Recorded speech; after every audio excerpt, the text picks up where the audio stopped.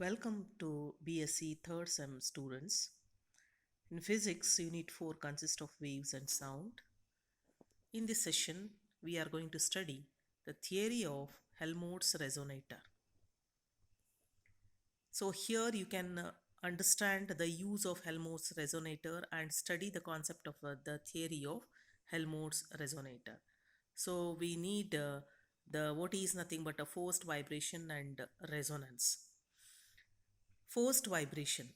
So, if an external periodic force acts continuously on a body, then the body begins to vibrate under influence of an external force. These vibrations are called the forced vibrations. Resonance. So, when the frequency of the external force is same as that of the natural frequency of the vibrating body, the amplitude of the forced vibration may become a very large, and this phenomena is known as the resonance.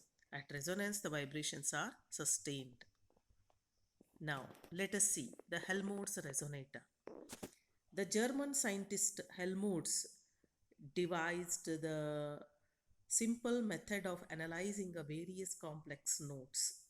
He constructed a number of globes like this. He constructed a number of globes of a brass having a different volumes. Each globe has a large aperture that is a mouth, and it is having a small hole called the pip. So each globe has a fixed natural frequency depending upon its volume. It is having a fixed natural frequency. These globes are called the Helmholtz resonator. There are two types of globes. One is with a fixed frequency, that is with the individual globes with a fixed frequency, and other with a single vessel with a variable volume. So we can vary the volume. Okay, so these are the Helmholtz resonators. So if a tuning fork of some natural frequency of the globe is held, see, so if the tuning fork is held near the mouth of the volume resonator, so if it is filled with water or if it is with the air, and by changing the air inside the globe, so we can find the frequency of the tuning fork. So if the tuning fork of the same natural frequency of the globe is held near its mouth, the air inside it is set into vibrations and a resonance occurs, producing a big sound which can heard at a distance. Helmholtz resonator is also called the vessel with a narrow neck at one end and narrow tube at the other end provided with a stopper. It is used to change the volume of the air in the by loosening the water through the narrow tube as shown. So if you change the volume of the air here, so we are going to pull out the water from this nozzle. Let us see the theory of this Helmholtz resonator. Rayleigh developed the theory of this resonator. According to him, the air in the neck acts like a reciprocal piston. So, alternatively, the compressions and refractions, the air contained in the bulb. So, the air, so it will vibrates the certain compressions and rarefactions. And the oscillations of air piston can be compared with a mass attached to the spring. So, it is exactly matches with the that is a mass is attached to the spring. That is, the air piston acts as the mass and the air in the bulb is acts as a spring. So let the L is the length and A is the area of section of the neck. Rho is the density of air in the neck. Hence the mass of the air in the neck is, so as rho is equal to mass divided by volume, so therefore mass equal to AL rho. If the air in the bulb resonate, the oscillations are so rapid that they will take place under the adiabatic changes. So therefore we use adiabatic equation.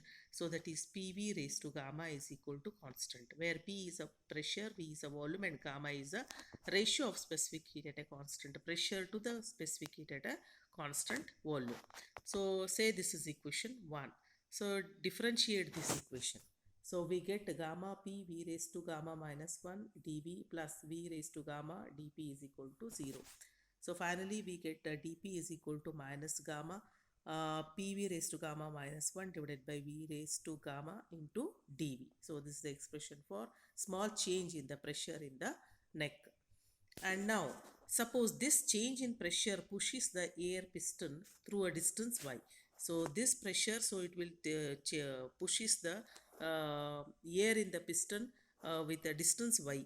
So then the change in the volume is dv is equal to a into y. dv is equal to a into y. So the air pushed down gets restore its original value. So the restoring force will be F equal to A into dP. So as a pressure equal to force divided by area, so F equal to A into dP. By substituting the value of dP here, so this becomes minus gamma P dV by V into A. So minus gamma P A square by V, say this is into Y, say this is equation 2. So as a force equal to F equal to MA, F equal to M d square y by dt square. So compare equation 2 and this equate equation 2 and 3. So we get m d square y by dt square equal to minus gamma p a square by v into y. So d square by y d square y by dt square equal to minus gamma p a square divided by mv into y. So that is equal to minus omega square y. So this is exactly the differential equation of the simple harmonic motion, that is d square y by dt square plus omega square y is equal to 0. Where omega is equal to square root of gamma p a square divided by mv is a constant, and similarly the time period t is equal to 2 pi square root of mv gamma p a square. So that is after simplification and putting m equal to L a rho, and this that is a velocity of a sound, that is depending upon this Vp gamma p divided by rho. So here after substituting this, the final expression of the period, that is a t is equal to 2 pi by small v into square root of capital V L by A. So where V is a velocity of sound in air, then finally we get the frequency F equal to 1 by T is equal to V divided by 2 pi square root of A divided by VL. This is the frequency of the volume resonator.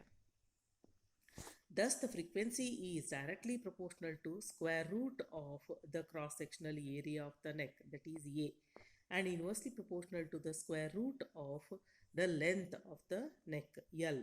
So for a particular constant value A, V and L, this F is inversely proportional to square root of its the volume. So therefore F square V is equal to constant. By applying a neck, if we apply a neck correction to that, then the equation becomes F square into bracket V plus C is equal to constant. So where C is a correction factor. So hence the frequency of the resonator is inversely proportional to the square root of the volume of the container. These are the few references that you can follow. Thank you.